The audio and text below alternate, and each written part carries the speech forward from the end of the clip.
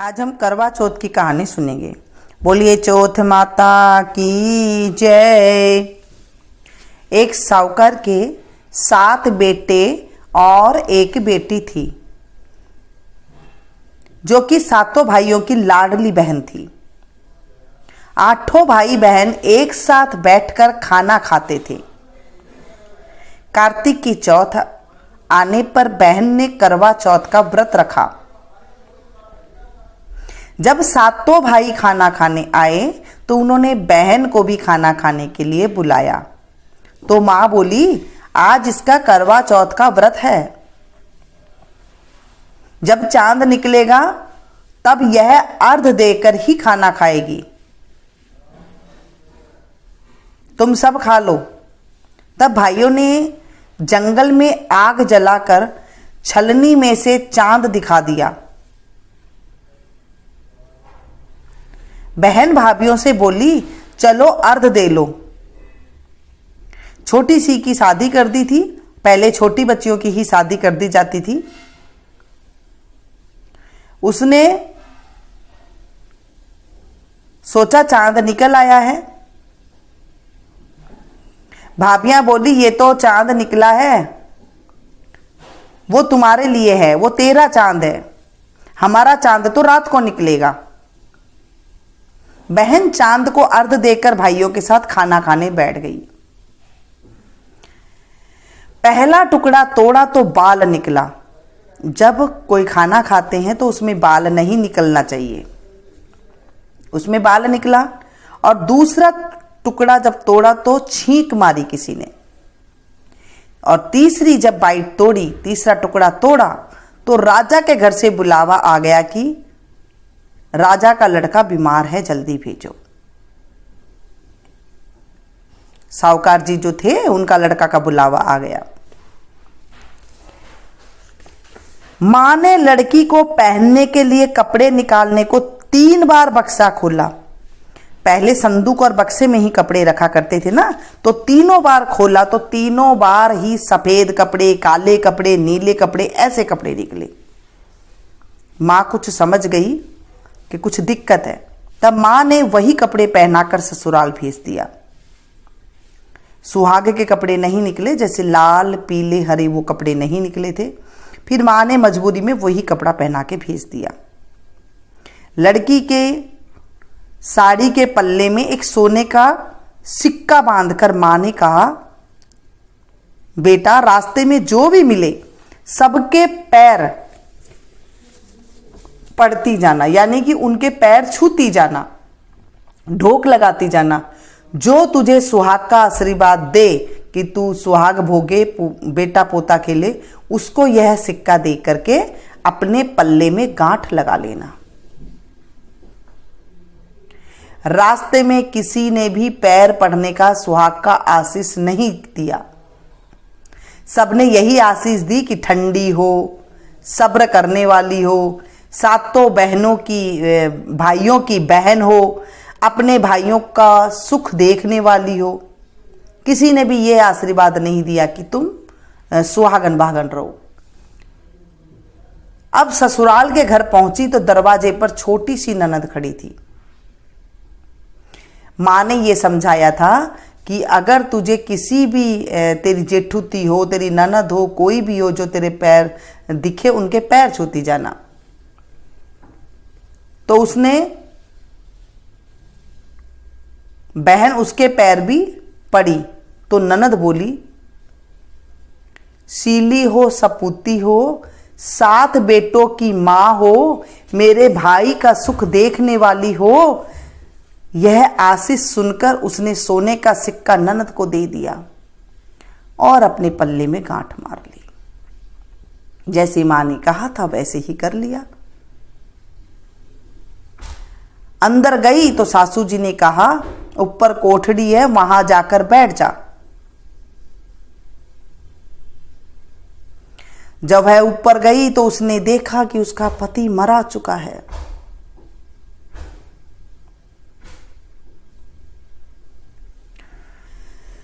पति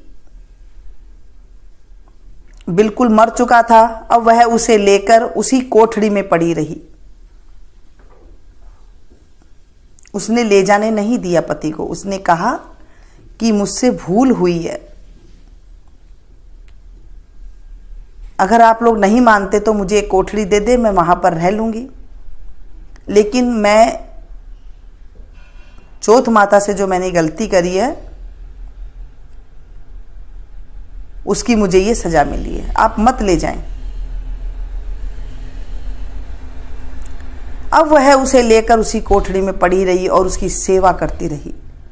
उसकी सास दासियों के हाथ बची कुची रोटी भेज देती, ननद थी उसके हाथ भेज देती। इस प्रकार उसे अपने पति की सेवा करते करते 1 साल हो गया।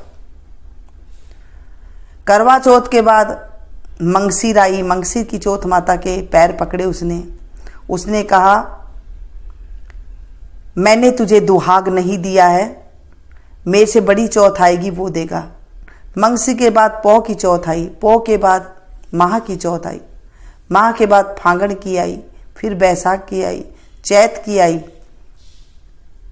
बैसाख आई, जेठ आई, साड़ की आई, सावन की आई, भादवे की आई, कुवार की आई। जब उसने कुवार वाली के पैर पकड़े तो कुवार चौथ बोली कि मैंने तेरे को नहीं दिया है दुआग, मेरे से बड़ी यानी कि कार्तिक की चौथ ने तुझे दुहाग दिया है, तो उसके पैर पकड़ लेना, वो तुझे सुहाग देगी।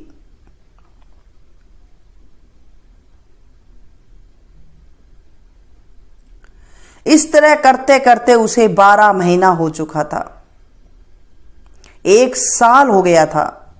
करवा चौथ का व्रत आया। सारी पड़ोसनों ने नहा धोकर करवा चौथ का व्रत रखा। सबने सिर धोकर हाथों में मेहंदी लगाई, चूड़ियां पहनी। वह सब देखती रही। एक पड़ोसन बोली, तू भी करवा चौथ का व्रत कर ले। तब वह बोली, मैं कैसे करूं? पड़ोसन बोली, चौथ माता की कृपा से सब ठीक हो जाएगा। पड़ोसन के कहने से बहू ने भी व्रत रखा। थोड़ी देर के बाद करवे बेचने वाली आई। करवे लोरी करवे लो, भाई की प्यारी करवे ले, दिन में चांद उगानी करवे ले, ज्यादा भूख लगने वाली करवे ले, करवे लो भूख मिटाने वाली करवे लो। बहू ने आवाज लगाई, ए करवे वाली, मुझे करवे दे जा। करवे वाली कहने लगी, मेरी दूसरी बहन आएगी तो वो तुझे करवे देगी। दूसरी बहन आई, करवे लोरी करवे लो, भाई की प्यारी करवे ले ले, दिन में चांद गुनवानी करवे लो, ज्यादा भूख लगने वाली करवे लो। बहू ने आवाज लगाई, एक करवे वाली, मुझे भी करवे दे दे। दूसरे करवे वाली बोली, मेरी तीसरी बहन आएगी, वो भी तुझे करवे देगी। इस प्रकार 5 बहनें आकर चली गई, पर किसी ने भी उसे करवे नहीं दिया। फिर छठी बहन आई और बोली, मेरी 7वीं बहन आएगी, वो तुझे करवे देगी, तू सारे रास्ते में कांटे बिखेर कर रखना। तब उसके पैर में कांटे चुभ जाएगा, तब वह खूब चिल्लाती हुई आएगी, तब तू सुई लेकर बैठ जाना और उसका पैर पकड़कर मत छोड़ना और उसके पैर का कांटा निकाल देना। तब तुझे आशीर्वाद देगी तो तू उसके करवे मांग लेना उससे, तब वह तुझे करवे देकर जाएगी। तब तू ध्यापन करना जिससे तेरा पति अच्छा हो जाएगा।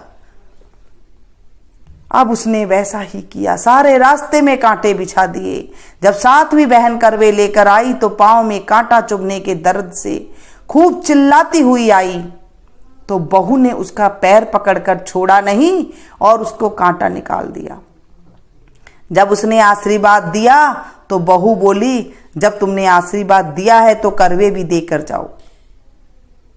7वीं बहन बोली, तूने तो मुझे ठग लिया। यह कहकर चौथ माता ने उसे आंखों में से काजल निकाला, नाखूनों पर से मेहंदी निकाली, मांग में से सिंदूर और चिटली अंगूठी, छोटी अंगुली से छींटा, अंगूठी का छींटा, और साथ ही करवे भी दे दिए। अब करवे लेकर बहू ने उद्यापन की तैयारी की और व्रत रखा। सेठ जी का लड़का ठीक हो गया और बोला मैं बहुत सोया। वह बोली सोए नहीं, 12 महीने हो गए हैं आपकी सेवा करते करते। कार्तिक की चौथ माता ने सुहाग दिया है। ये गलती आप मत करना, क्योंकि देखो बहनों, पहले का जमाना था वो सतयुग का था। आज का जमाना ऐसा नहीं है, कोई भी गलती ना करे। उसका पति बोला चौथ माता का उद्यापन करो। अब उसने चौथ माता की कहानी सुनी, उद्यापन कर खूब सारा चूरमा बनाया और जिम कर वो दोनों चौपड़ पासा खेलने लग गए। इतने में उसकी बांदी तेल की बनी पूरी सब्जी लेकर आई। दोनों को खेलते देखकर सासू से जाकर बोली महलों में खूब रौनक है, तुम्हारे बहू बेटा चौपड़ पासा खेल रहे हैं। इतना सुनकर सासू देखने आई। दोनों को देखकर वह बहुत खुश हुई। बहू ने सास के पैर दबाए तो सासू बोली बहू सच सच बता तूने क्या किया। उसने सारा हाल अपनों सासू को बताया तो राजा ने, सेठ जी ने सारे शहर में ढिंडोरा पिटवा दिया कि अपने पति के जीवन के लिए सब बहनें करवा चौथ का व्रत रखें। पहली करवा चौथ को अपने पियर में जाकर व्रत करें। हे चौथ माता, जैसे राजा के लड़के के, साहूकार के लड़के के जीवन दान दिया वैसा सभी को देना, मेरे पति को भी देना। कहते सुनते सब परिवार की स्त्रियों को भी सुहाग देना। इसके बाद विनाई जी की कहानी भी सुन लेते हैं। बहनों, जिस दिन आप कथा कहें उस दिन सुहाग की साड़ी पहने। सुहाग की साड़ी मतलब लाल, पीली, केसरिया, इस तरह की साड़ी पहने। सारा दिन सर ढक कर के रहें, हुघाड़ा सिर खाली ना रखें। ये कुछ नियम होते हैं जिसके करने से चौथ माता प्रसन्न होती है। धीरे धीरे सारा काम करें। जैसे आजकल ज़्यादा प्रथा चल गई है कि ऐसे करो वैसे करो, ऐसे कुछ ना करें। मैंने आपको उद्यापन विधि भी बता दी गई है। आप लोग मुझ पर विश्वास करते हैं कि तो मैं भी आपको बिल्कुल रीति रिवाज के जो तरीके हैं उसी तरीके से मैं आपको बताती हूँ। भ्रम की बातें एक भी मैं आपको नहीं बताती हूँ। ये जो पुराने रिवाज है ना, इसमें बहुत ज़्यादा सुख होता है जब आप इस तरह से करेंगे। आप देखेंगे अगर आपका पति भी रोगी है ना, वो भी निरोगी हो जाएगा। ये चौथ माता ही हमें सुहाग देती है, सुहाग की सामग्री देती है। चौथ माता का उद्यापन में विधि मैंने बताई है, बिल्कुल सरल तरीके से, कोई भ्रम पैदा नहीं किया है। आप इस तरह से कर सकते हैं। इसके बाद हमें गणेश जी की कहानी कहनी चाहिए। हाथ में आपने 13 दाना गेहूं का लेना चाहिए। जब आप कहानी सुन रहे हैं तो एक गिलास में या फिर किसी बर्तन में 1 गिलास गेहूं के ले और उसमें गुड़ की डली रखें, कुछ दक्षिणा रखें और कहानी सुने। कहानी सुनने के बाद आप उसे मिश्रानी को दे दें, यानी कि ब्राह्मणी को दे दें। करवा चौथ का व्रत कार्तिक मास के कृष्ण पक्ष की चतुर्थी तिथि को आता है। कई बार तीज तिथि को आ जाता है, जिसमें शाम की चतुर्थी का चांद देखा जाता है।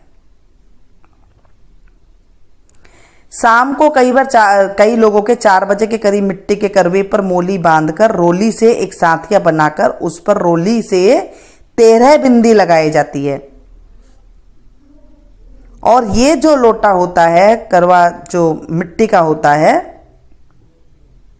चंद्रमा को अर्घ देने के लिए जलसर भरकर रखा जाता है। 2 लोटे रखे जाते हैं।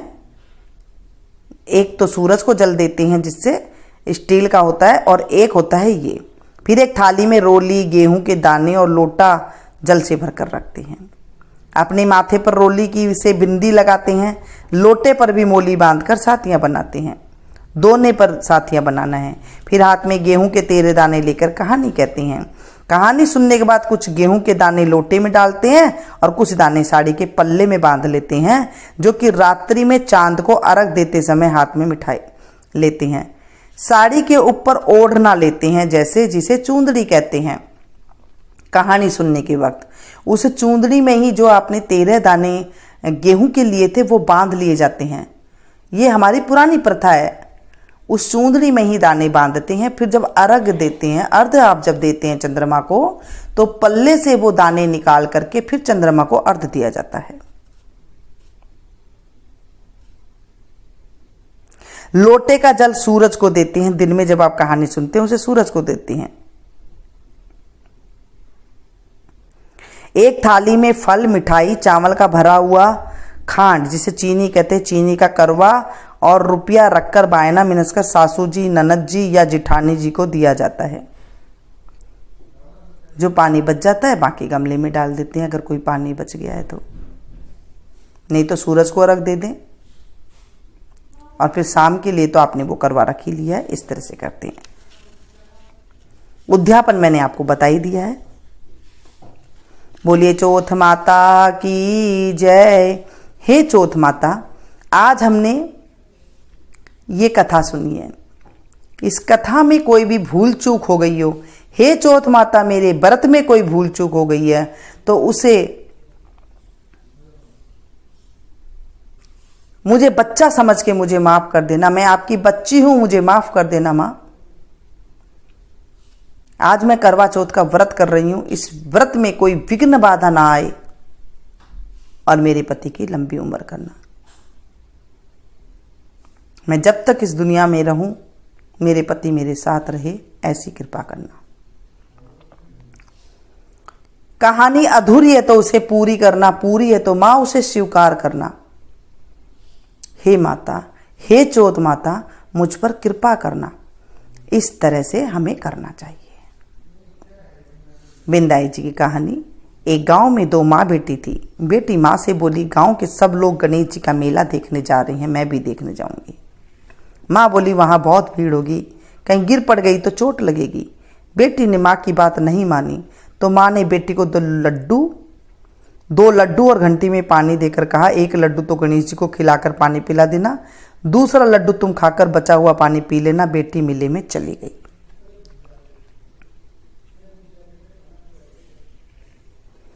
मेला समाप्त होने पर सभी गांववासी वापस आ गए, परंतु उसकी बेटी नहीं आई। वह गणेश जी के पास बैठी रही। एक लड्डू पानी गणेश जी को, तुम्हें एक लड्डू पानी मुझे, इस तरह कहते हुए पूरी रात बीत गई। गणेश जी ने सोचा कि यदि आज मैं लड्डू खाकर पानी नहीं पीऊंगा तो यह अपने घर नहीं जाएगी। इसलिए गणेश जी ने लड़के का रूप बनाकर आए, बेटी से लड्डू लेकर खाया और पानी पिया और कहा, कुछ मांगो। लड़की ने मन में सोचा, क्या मांगू? अन्न मांगू, धन मांगू, महल मांगू, सुहाग मांगू, खेत मांगू, बैल मांगू, बस इतना ही मांग लेती हूँ। गणेश जी ने उसके मन की बात जानकर बोले, अब अपने घर जाओ, जो तुमने मन में सोचा है वह सब तुझे मिलेगा। लड़की घर पहुंची तो माँ ने पूछा, इतनी देर कैसे हो गई? लड़की ने कहा, आपके कहे अनुसार गणेश जी को लड्डू खिलाकर पानी पिलाकर आई हूँ।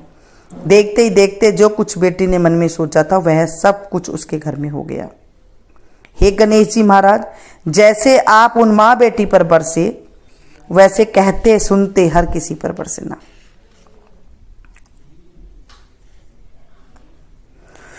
जब आप अर्घ देते टाइम पे मंत्र बोला जाता है। वो मंत्र बोलना बहुत जरूरी है। मैं कोई आपको संस्कृत मंत्र नहीं बता रही हूं, जो हमारी दादी नानियां बोला करती थी वही बता रही हूं। जब आप अर्घ दे तो हाथ में चांदी की या सोने की अंगूठी जरूर हो।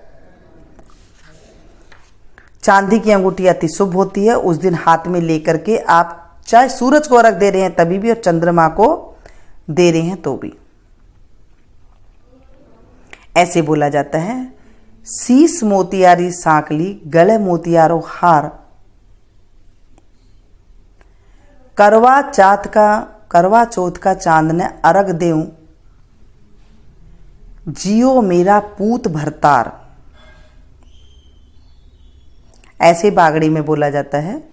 और हिंदी में बोलते हैं तो सोने की मुद्रा, मोतियन का हार, चंद्र सूरज को अर्घ देऊं। जब आप सूरज को अर्घ दे रहे हैं तो सूरज को अर्घ देऊं, करवा चौथ के सूरज को अर्घ देऊं। और चंद्र को अर्घ दे रहे हैं, जब शाम को आप दे रहे हैं तो करवा चौथ के चंद्र को अर्घ देती, जियो मेरे वीर भरतार, इस तरह से बोला जाता है। ये आप 2-3 बार सुन लेंगे, आपको आ जाएगा। फिर आप जब भी व्रत किया करें तो इस तरह से चंद्रमा को अर्घ देते हैं, जो आपने गेहूं के दाने लिए थे वो। शाम को चूरमा बनाया जाता है, मीठे के लिए चूरमा का प्रसाद चढ़ाया जाता है। वैसे आपके यहाँ जो बनाया जाता है आप वो बना सकते हैं। बोलिए चौथ माता की जय, गणेश जी भगवान की जय। वीडियो पसंद आ रही है तो प्लीज़ एक लाइक जरूर दे, इसे ज़्यादा से ज़्यादा अपनों के साथ शेयर कीजिएगा ताकि आपको भी कथा सुनाने का फल मिल सके। जो इस कहानी को कहे, सुने, सुनाए और हुंकारा भरे। जब आप कभी भी कथा सुनते हैं तो बीच में जब मैं बोलती हूँ एक साहूकार था तो उसमें हूँ ऐसे आप भरे। ये हुंकारा भरने से भी हमें कथा का बहुत ज़्यादा पुण्य मिलता है। जब हम किसी को सुनाते हैं ना तो हमारे जीवन में जो सुनता है उसका 60% यानी कि 60% हमारे जीवन में पुण्य आ जाता है अपने आप। देखिए पुण्य कमाने के बहुत सारे नियम बताए गए हैं, तो आप इस तरह से पुण्य कर लीजिए। करवा चौथ वाले दिन जब हम पुण्य कमाते हैं तो हमारे सुहाग की रक्षा होती है, और जब हम इस दुनिया से जाते हैं तो हमारे पति के कंधे पे ही जाते हैं। हर स्त्री की यही तमन्ना होती है कि वो जब जाए इस दुनिया से तो अपने बेटे और पोते के कंधे पर जाएं, अपने पति के कंधे पे जाएं। इस तरह से जो है कहा जाता है। तो ये थी छोटी सी जानकारी। फिर से मैं मिलती हूँ एक नई जानकारी के साथ, तब तक आप लोग देखते रहिए।